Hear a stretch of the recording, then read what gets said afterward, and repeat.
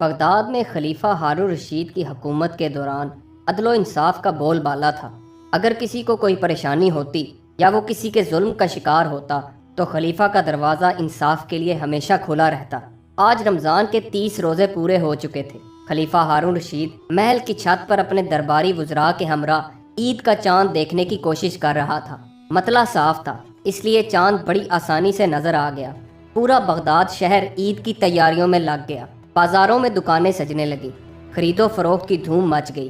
کیا امیر کیا غریب، سب کے چہرے جگمگا رہے تھے۔ خلیفہ کی طرف سے غرباء اور یتیموں کو مفت میں اناج اور کپڑے تقسیم کیے جانے لگے تاکہ کوئی بھی مستحق عید کی خوشی سے محروم نہ رہ جائے۔ مگر کیا کوئی سوچ سکتا ہے کہ ایسی خوشی کے موقع پر بغداد شہر میں ایک ایسا شخص بھی ہے جو اپنی بدنصیبی کا رونا رو رہا ہے؟ دیکھا جائے تو یہ بات بھی سچ تھی۔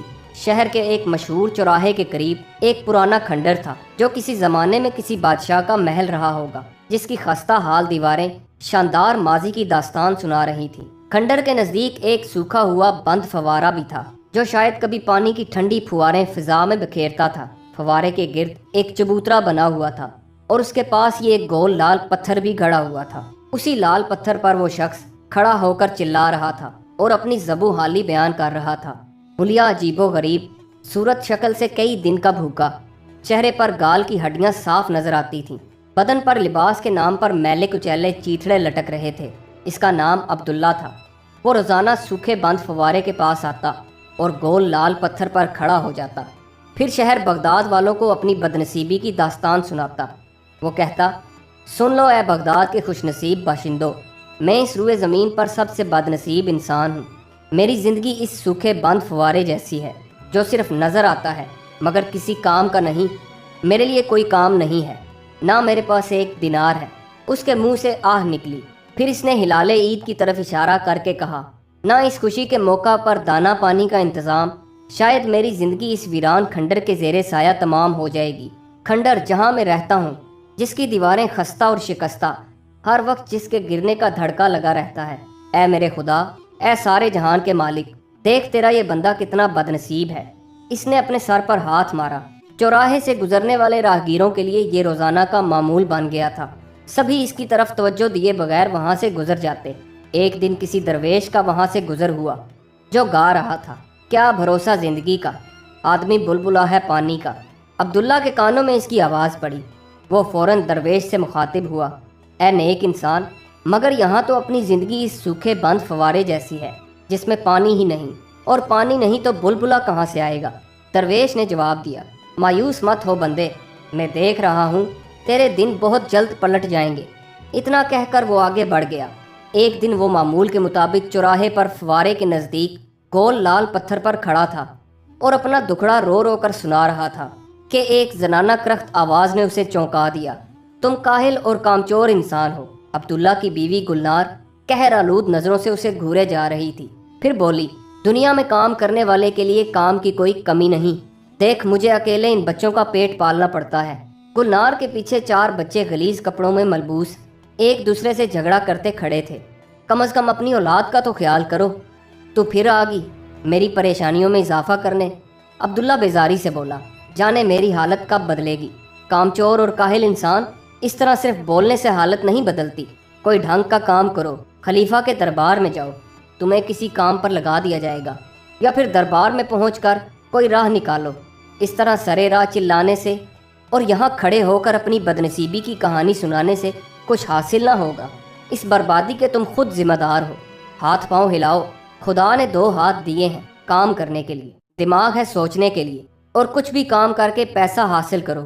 2 دنوں سے نان کا ایک ٹکڑا بھی منہ میں نہیں پڑا، بچے بھوک سے تڑپ رہے ہیں۔ بے حس انسان، گلنار نے اپنے دل کی بھڑاس نکالی۔ عبداللہ بولا، تو سمجھتی ہے کہ میں کاہل اور کامچور ہوں؟ ارے پگلی، میری یہ ناتواں حالت دیکھ کر کون خدا کا بندہ مجھے کام دے گا؟ دیکھ میری طرف، کیا میں بوجھ اٹھانے کے لائق ہوں؟ میں کمزور اور ناتواں ہو گیا ہوں۔ جب سے میں نے اس حیرت انگیز اور انجانے خواب کو دیکھا ہے، میرا چین و سکون غارت ہو گیا ہے۔ میں بے حال ہو گیا ہوں، نیند میری آنکھوں سے کوسوں دور چلی گئی ہے۔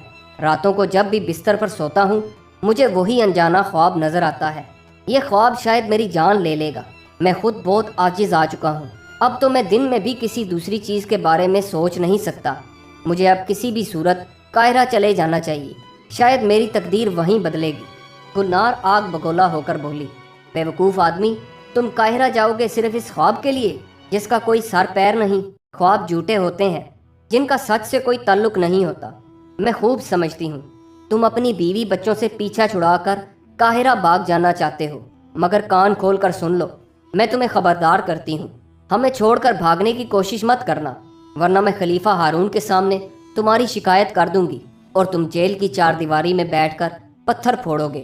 اور ہاں، ایک بات اور کہی جاتی ہے، اپنے مزے کا خیز خواب کا قصہ اب مجھے مت سنانا، سمجھے؟ اتنا کہہ کر گلنار کھنڈر کی طرف اپنے ٹھکانے میں چلی گئی اور اس کے پیچھے چاروں بچے بھی چلے گئے۔ گلنار بیچاری مٹی کے برتن بناتی اور انہیں بازار میں فروخت کر کے اپنی اور بچوں کی گزر اوقات کرتی۔ ہائے رے قسمت، میں کیا کروں؟ عبداللہ آسمان کی طرف منہ اٹھا کر بدبدایا، اب تو مجھے دن میں بھی قاہرہ جانے کا خواب نظر آنے لگتا ہے۔ ہر پل ہر لمحہ، دن ہو یا رات، اس کے کانوں میں بس ایک ہی صدا آ رہی تھی، قاہرہ جاؤ، قاہرہ جاؤ، وہیں جا کر تمہارا نصیب جاگے گا، تمہارے دن پھر جائیں گے، دولت تمہارے قدم چومے گی۔ بیوی پھٹے پرانے کپڑوں کے بجائے ریشمی اطلس اور کم خواب کے کپڑے پہنے گی، بچے شہزادوں کی طرح ریشمی کپڑے پہنیں گے، کھانے کے لیے لذیذ پکوان ہوں گے، رہنے کے لیے کھنڈر کی بجائے بڑا سا مکان ہوگا۔ مگر تھوڑی دیر بعد وہ حقیقت کی دنیا میں واپس آ جاتا اور سوچتا کہ اس کی بیوی گلنار ٹھیک ہی تو کہتی ہے، خواب کی حقیقت کیا ہوتی ہے؟ صرف ایک خواب دیکھنے کے بعد قاہرہ جانے کا مشکل سفر کرنا سراسر نادانی کے سوا کچھ نہیں۔ بھلا خواب سے بھی کسی کی زندگی کے دن بدلتے ہیں؟ وہ خود پر دیوانوں کی طرح ہنسنے لگا، نہیں، میں قاہرہ نہیں جاؤں گا۔ اور پھر وہ سوکھے فوارے کو ٹیک لگا کر بیٹھ گیا۔ جانے کب اس کی آنکھ لگ گئی اور پھر اس کے کانوں میں آواز آنے لگی، قاہرہ جاؤ، قاہرہ جاؤ۔ اس گونج سے اس کی آنکھ کھل گئی اور اب تو اس کی حالت پاگلوں جیسی ہو گئی۔ ہر وقت اس کے اعصاب پر قاہرہ جانے کا بھوت سوار رہنے لگا۔ اگر دن میں بھی آنکھ بند کرتا تو اسے قاہرہ کے محلات اور اس کے مینار دکھائی دیتے۔ اس کا چین و سکون چھن گیا تھا۔ عبداللہ اب آنکھ بند کرتے ڈرتا تھا، نیند اس کی آنکھوں سے اڑ گئی تھی، اس کی حالت قابل رحم ہو گئی تھی۔ عبداللہ جس کھنڈر کی دیوار سے لگ کر اپنا ٹھکانہ بنا کر رہتا تھا، پاس ہی ایک پرانا میٹھے پانی کا کنواں تھا۔ سوداگروں اور مسافروں کے قافلے اکثر وہاں آ کر پڑاؤ ڈالتے اور خیمہ زن ہو جاتے۔ کئی کئی دن سوداگر وہاں قیام کرتے، کنویں کے میٹھے پانی سے فیضیاب ہوتے، شہر میں جا کر تجارت کا سامان فروخت کرتے، نئی نئی چیزیں خریدتے۔ عبداللہ قافلے والوں کے اونٹوں کے چارہ پانی کا انتظام کرتا، تاجروں کی شہر بغداد میں رہنمائی بھی کر دیتا، اور جب کارواں روانہ ہونے لگتا تو قافلے کا سردار عبداللہ کو اس کی خدمت کے عوض نئے کپڑے، کھانے پینے کی چیزیں اور کچھ دینار دیتا۔ فی امان اللہ کہہ کر عبداللہ انہیں رخصت کر دیتا۔ اس طرح اس کے کچھ دن آرام سے کٹ جاتے، مگر قافلے روز روز تو نہیں آتے تھے، کبھی کبھی تو ہفتوں انتظار کرنا پڑتا، جس سے اس کی مالی حالت بگڑ جاتی، فاقوں کی نوبت آ جاتی۔ اتفاق سے ایک دن عبداللہ کھنڈر کی دیوار سے ٹیک لگائے بیٹھا تھا کہ تاجروں کا ایک قافلہ آ کر ٹھہرا۔ وہ دوڑا دوڑا گیا، قافلے کے سردار کے اونٹ کی نکیل پکڑ لی اور اونٹ کی گردن پر ہاتھ پھیرنے لگا، پھر اونٹوں پر لدے ہوئے سامان کے تھیلوں کو اتروانے لگا، جس میں خشک میوے کا جو، بادام اور اخروٹ بھرے ہوئے تھے۔ سامان اتروانے کے بعد کنویں سے میٹھا پانی لا کر انہیں پلانے لگا۔ قافلے کا سردار بہت خوش ہوا اور اس سے وعدہ کر لیا کہ جاتے وقت اچھا سا انعام دے گا۔ قافلے کا قیام وہاں کئی دن تک رہا۔ سوداگر اپنا سامان شہر کے بازاروں میں لے کر نکل جاتے اور خرید و فروخت کرتے، ساتھ ہی خلیفہ کی خدمت میں قیمتی تحائف پیش کرتے۔ پھر جب قافلہ روانہ ہونے لگا تو سردار نے اپنے وعدے کے مطابق عبداللہ کو بہت سارا انعام دیا اور کہا، آئندہ جب بھی ہمارا گزر ہوگا ہم یہیں قیام کریں گے اور تمہارے یہاں کا میٹھا شیریں پانی نوش فرمائیں گے۔ اچھا، خدا حافظ، اب ہمارا قافلہ قاہرہ کی طرف کوچ کرے گا۔ وہ چونک گیا، کیا کہا، قاہرہ؟ عبداللہ کے منہ سے بے ساختہ نکلا۔ ہاں، سردار نے جواب دیا۔ اسے اپنے کانوں پر یقین نہیں آ رہا تھا۔ اب ہمارا قافلہ قاہرہ کی سمت کوچ کرے گا۔ عبداللہ کو اپنا خواب یاد آ گیا۔ سردار، میں بھی قاہرہ جانے کی خواہش اپنے دل میں رکھتا ہوں، مجھے بھی اپنے ساتھ قاہرہ لے چلو، میں آپ لوگوں کی خدمت کروں گا، میرا بہت بڑا کام ہو جائے گا، آپ کا احسان مجھ پر قرض۔ قافلے کا سردار ایک لمحہ کچھ سوچتا رہا، پھر گویا ہوا، میری ایک شرط ہے، راستے میں تم قافلے کے اونٹوں کی دیکھ بھال کرو گے، منظور ہو تو چلو۔ وہ یہی تو چاہتا تھا، اندھا کیا چاہے دو آنکھ۔ عبداللہ فوراً راضی ہو گیا۔ وہ ایسے ہی کسی موقع کی تلاش میں تھا، قدرت نے خود ہی موقع فراہم کر دیا تھا۔ اپنے خواب کی تکمیل کے لیے آخر کار قافلے کے ساتھ چپکے سے روانہ ہو گیا، کسی کو کانوں کان خبر تک نہ ہوئی۔ عبداللہ نے بغداد کو خیر باد کہا اور کارواں کے ساتھ ہو لیا۔ جاتے جاتے ایک بار اجڑے ہوئے کھنڈر کو دیکھا۔ ایک ہفتے تک ان کا قافلہ ریگستان کی ریت پر چلتا رہا۔ کئی دنوں کی مسافت کے بعد آخر کار ان کا قافلہ قاہرہ کی سرحد میں داخل ہو گیا۔ قافلہ کے سردار نے نگہبانوں کو اپنا مقصد بیان کیا۔ انہیں شہر میں داخل ہونے کی اجازت مل گئی۔ صبح ہو چکی تھی۔ قاہرہ کے بازاروں میں چہل پہل ہونے لگی۔ قافلے میں شامل تاجر خادموں کی مدد سے اپنا سامان لے کر بازاروں کی سمت نکل پڑے، اور ان میں جو مسافر تھے وہ اپنے گھروں کی طرف روانہ ہو گئے۔ قافلے کا سردار بھی عبداللہ کو خدا حافظ کہہ کر ایک جانب چل دیا۔ جب قافلے کے تمام لوگ ایک ایک کر کے چلے گئے تو عبداللہ تنہا رہ گیا۔ کھلے آسمان میں سورج سر پر آ گیا تھا۔ اس کی سمجھ میں نہیں آ رہا تھا کہ اس انجان شہر میں کہاں جائے۔ اوپر سے اسے بھوک بھی محسوس ہونے لگی۔ جیب میں ایک پھوٹی کوڑی نہیں تھی۔ وہ صبر کر کے ہی رہ گیا۔ چلتے چلتے اسے ایک پیاؤ نظر آیا، جہاں جا کر اس نے جی بھر کے پانی پیا۔ اسے کچھ توانائی کا احساس ہوا اور بے مقصد شہر کی گلی کوچے میں اجنبی نگاہوں سے ایک ایک چیز کو دیکھنے لگا۔ آخر کار سفر کی تکان اس پر غالب آ گئی اور وہ تھک کر ایک حویلی نما مکان کے دروازے پر بیٹھ گیا۔ اسے کچھ راحت ہوئی، پھر بیٹھے بیٹھے لیٹ گیا۔ جلد ہی اسے نیند نے اپنی آغوش میں لے لیا۔ نہ جانے کب تک سوتا رہا۔ نیند میں اسے ایسے لگا جیسے کہیں طوفان آ گیا ہو۔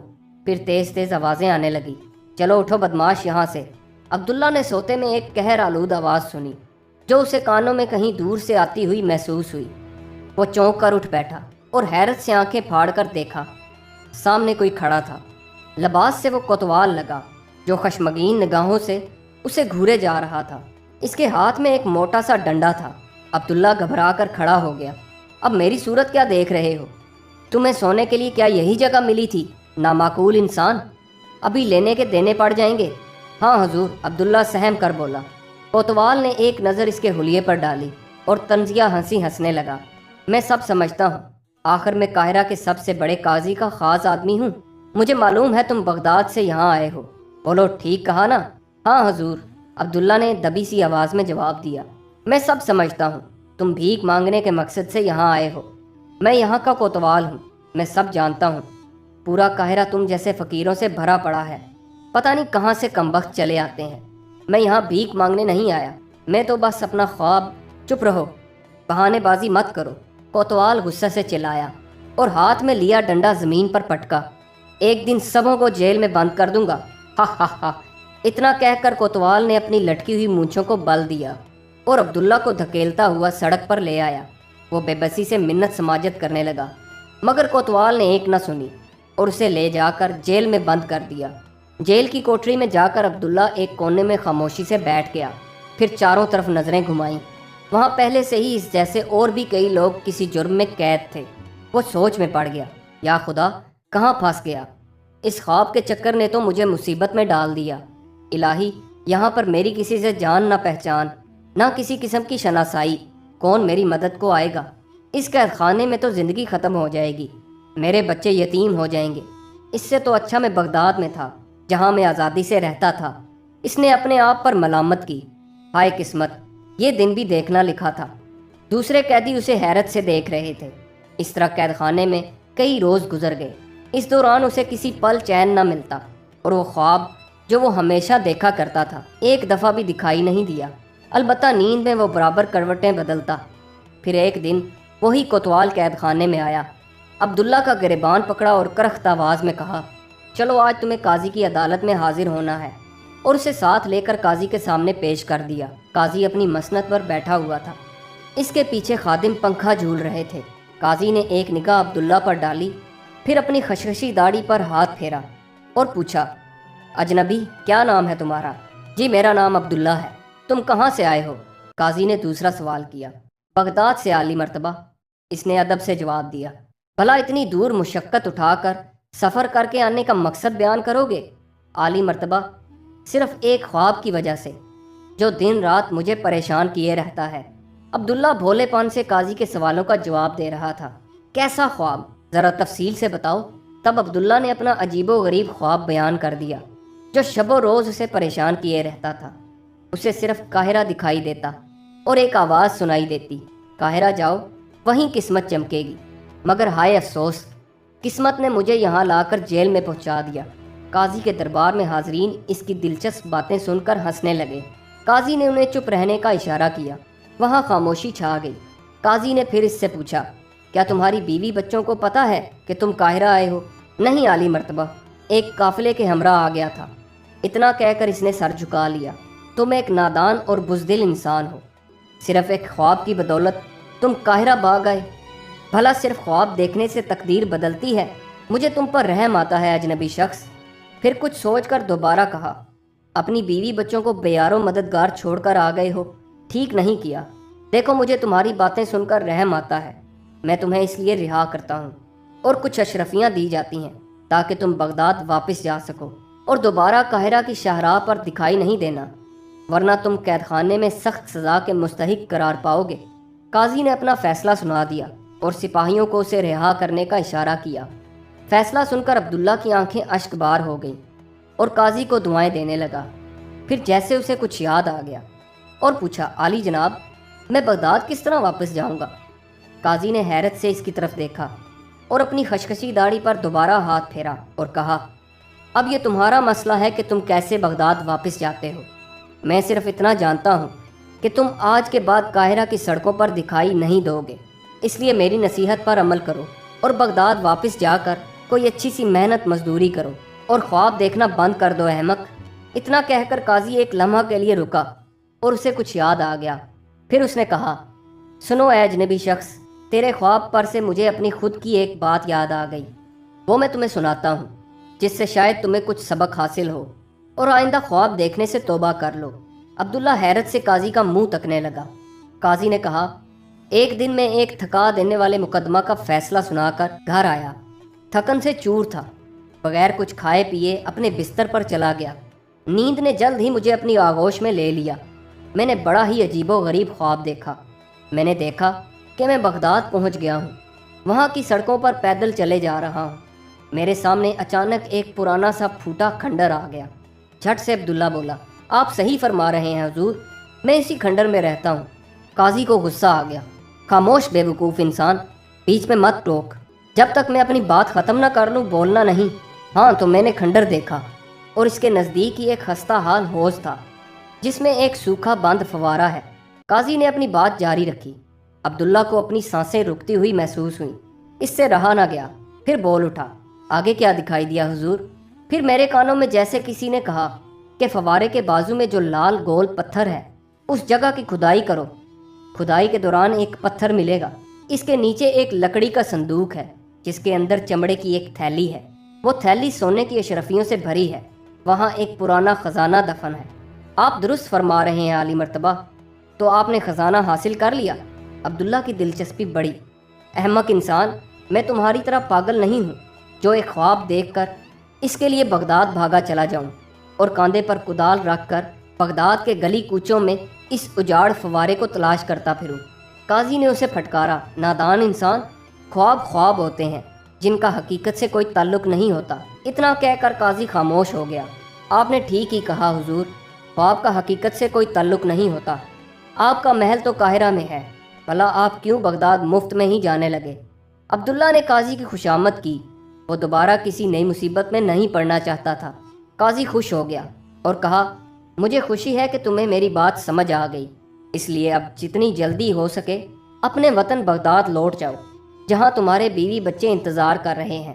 ہاں حضور، میں آج اور ابھی بغداد روانہ ہو جاؤں گا۔ قاضی نے اسے خدا حافظ کہا اور اپنی خشخشی داڑھی پر ہاتھ پھیرنے لگا۔ قاضی کے دربار سے نکل کر عبداللہ قاہرہ کی سڑکوں پر کچھ یوں ہی گھومتا پھرتا رہا۔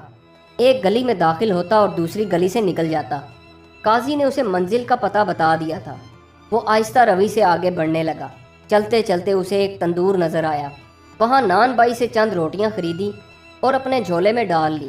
ہائے قسمت، خواب میں دن رات قاہرہ دیکھا کرتا تھا اور یہاں آ کر قید خانہ کی چار دیواری ملی، مگر شکر ہے خدا کا، اس نے مجھے راستہ دکھا دیا۔ انہی خیالوں میں کھویا ہوا عبداللہ واپس بغداد جانے والی شاہراہ پر پیدل ہی چل پڑا، مگر اب اسے اپنے وجود میں ایک توانائی محسوس ہو رہی تھی، ایک انجانی سی قوت کا احساس ہو رہا تھا۔ اب اس کی صرف ایک ہی کوشش تھی، وہ جلد از جلد بغداد پہنچ جائے۔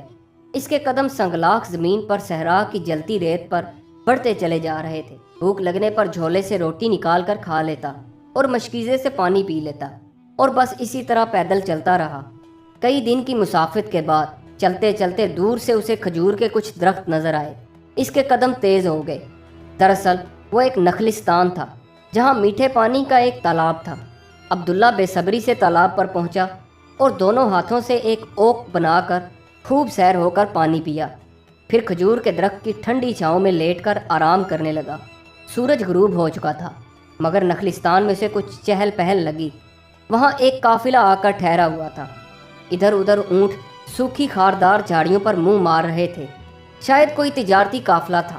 عبداللہ قافلے کے سردار سے ملا اور اسے معلوم ہوا کہ قافلہ سویرے بغداد کی طرف کوچ کرے گا۔ یہ سن کر عبداللہ خوش ہو گیا اور سردار سے التجا کرنے لگا کہ وہ بھی ان کے ساتھ بغداد چلے گا، مگر اس کے پاس کوئی سواری نہیں ہے۔ سردار ایک رحم دل انسان تھا، اس نے عبداللہ کو ساتھ لے چلنے کا وعدہ کر لیا۔ بدلے میں وہ ان کے تجارتی سامان اور اونٹوں کی دیکھ بھال کرے گا، جس کے لیے عبداللہ راضی ہو گیا۔ اندھیرا پھیل چکا تھا۔ قافلے والوں نے الاؤ روشن کیا اور اس کے گرد حالہ بنا کر بیٹھ گئے۔ اگلے دن سورج نکلنے سے پہلے قافلہ روانہ ہو گیا۔ کئی روز کی مسافت کے بعد ان کا سفر ختم ہونے کو آیا۔ انہیں شہر کی فصیل نظر آئی۔